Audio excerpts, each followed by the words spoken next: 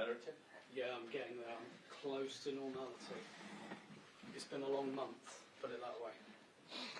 You might feel better than it sounds. Trying to tell my 3-year-old that I shouldn't be talking has been very, very difficult. I can imagine. Morning all, thanks for joining us here. We've got a few in the room, a few on the call, so we'll try to get round as many as we can on Zoom once we're done here at Colney.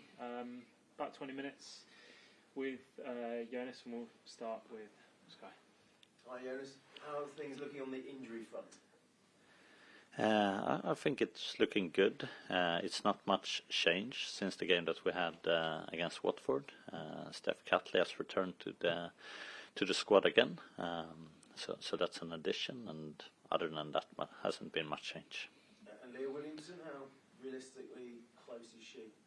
She's close. She's returned to full training. The game tomorrow will be a little bit too soon, but after that, I definitely think she's in contention to be in matchday squads. Potentially for your next fixture? Potentially, yes. That's good news. And a new deal you've announced as well for Manuela Zinsberger. How important for you is that you've sealed her services? Yeah, very. I think Manu has been very good for us, both on the pitch with her footballing abilities, but also as a leader in the group and as a person setting really high standards both for herself and for the team, and really happy about having her as a part of the goalkeeping team going forward. And you've been quite busy in this transfer window. How much more activity do you expect? A little bit more, but like I said before, not much more incoming. I think it might be a little bit more on the outgoing, but we also have to consider that we have a good balance in the squad, and with a player like Leah Williamson returning from injury, and potentially Laura Wienreuter as well, coming in here in the spring, being able to return fully to play, that puts us in a very good situation. And if you could, where would you strengthen? It's a very hypothetical question, and like I said, we don't look at any specific position right now to go in and say like we need to go in here and strengthen. But as always, if the right situation would appear and it would align with our long-term visions, then it might obviously change. But at the moment, no. Leah Walty has been linked with a move away. Is she definitely staying? Yeah, I don't have any other idea in my head. I don't think she has either. Where do you think those rumours came from?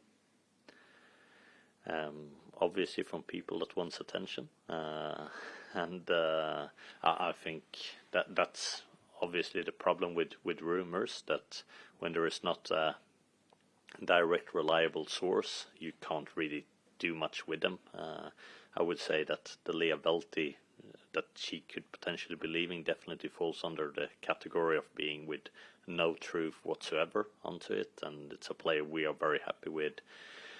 I think she's very happy with at the club as well. So and I understand it's hard for fans, supporters, when you're reading things like that to understand if there is truth in it or not, but this one here definitely not. And this game won't be streamed. Supporters won't be able to watch it live because of a scheduling issue. How disappointing is that as the boss?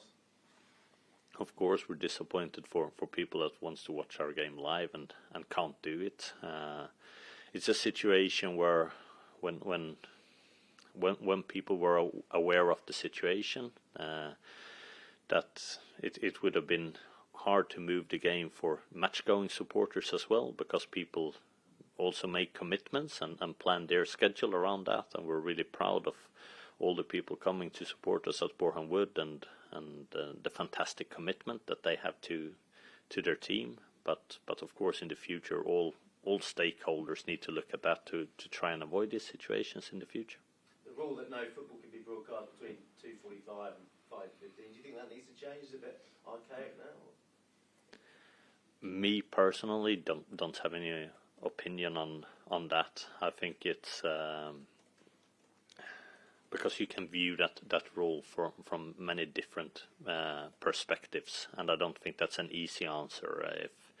if that's a yes or no. So and I think there will be persons much more competent and looking at that at a far more balanced view than I would do, that will have better input in that question.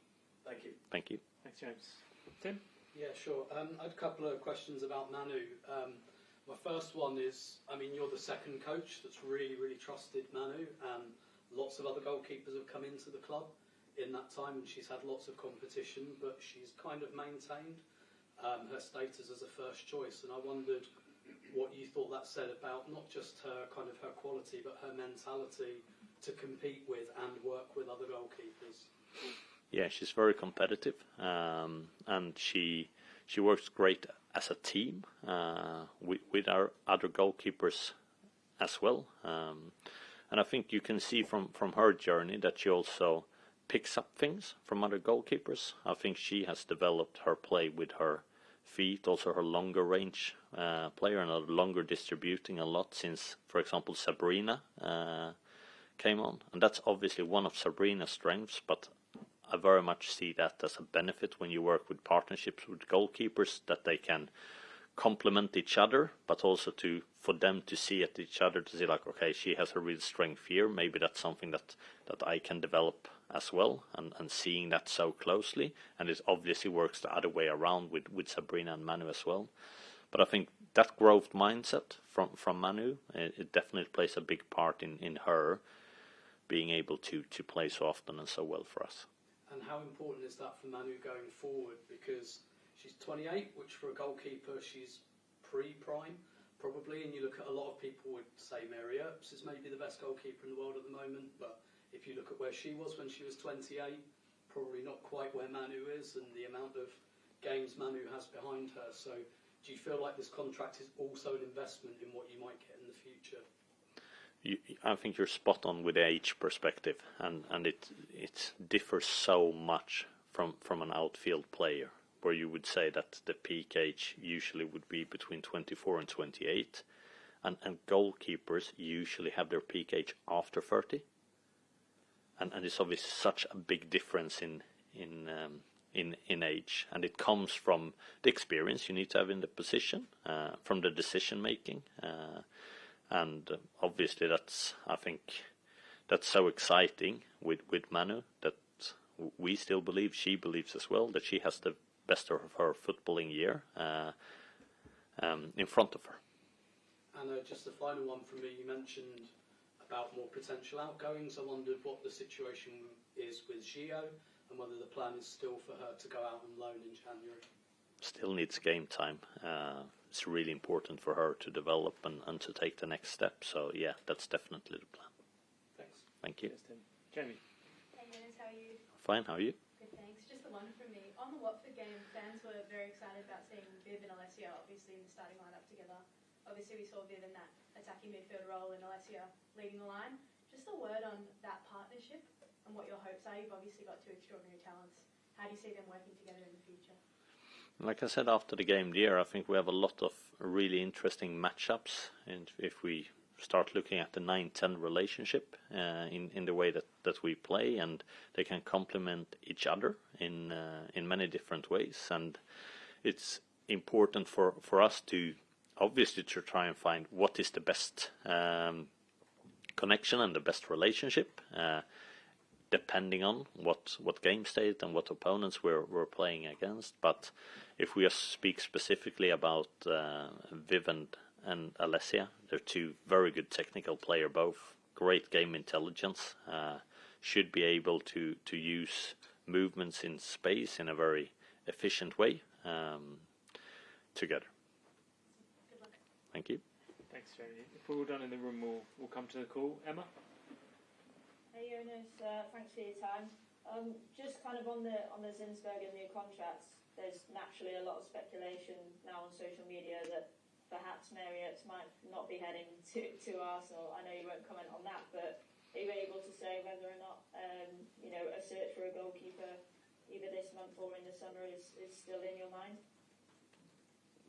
Like I said before, we're still very much looking for a short-term solution in the period around, over, and potentially a little bit after the Gold Cup, where we most likely we'll lose Sabrina D'Angelo to Canada. So that is not impacted at all by this year with Manuela Zinsberger, and then till the summer we're gonna look on a lot of different positions to see how we strengthen the squad the best possible way. And just on Everton, we heard from Brian Sorensen this morning, and he was saying that his side won't change the way that they play, whether or not it's playing a top four side or a side lower down the table. I just wondered whether or not that's almost an advantage for someone like yourself, where you know that they're going to try and play out from the back and they're not going to change anything essentially. No, I don't think that's an advantage, because essentially I believe very much in what Brian is trying to do, and that's about being, if you become really good in what you're trying to do, and you get a lot of repetition in doing that, I think that will give you the absolute best chance of succeeding. Then it's of course to finding that way that will combine with both your passion and your heart for the game, but also your brain and logical decision making, what's going to make the team most winning, and that's the path you as a coach need to lead the team on. But for the team to stay consistent and to be able to play sort of the same game week in, week out, I definitely think that has more advantages than disadvantages. Thanks, Jonas. All the best. Thank you. Thanks, Emma. Rachel? Hi, Jonas. Just one from me on Everton. I just wanted to know what you've made of their season so far. Obviously, they struggled a little bit with injuries in the first part of the season, but they seem to have gotten that strength back in January, and obviously played quite well against Aston Villa as well. No, like Emma's been saying, that they've been consistent in the way that they've been playing. They haven't let short-term results influence too much on the belief in what they're trying to achieve as a group long-term. I think they've been both the team and Brian has been very calm and methodological in the way that they have been handling that as well. And like you say, I think they picked up some result here lately, but the reality of that has been that in some of the games earlier on in the season, they could have picked up results as well, but they didn't. So it's been good to see them having belief in the way they play, being long-term in their vision, and I think that's what paid off for them here now. Great. Thank you very much. Best of luck. Thank you. Thanks, Rachel. We'll leave it there, guys. Thank you. Thanks. Thank you. Great. Is there likely to be a pitch inspection? Not sure to be fair. I'll look into it. It's due to jump up. Yeah. So I think it should be all good. Let's hope. Cool. Thank Otherwise, you. I'll be doing a last-minute scramble to get back to you. Yeah. No, I'll give you a shout. Yeah. Thank you.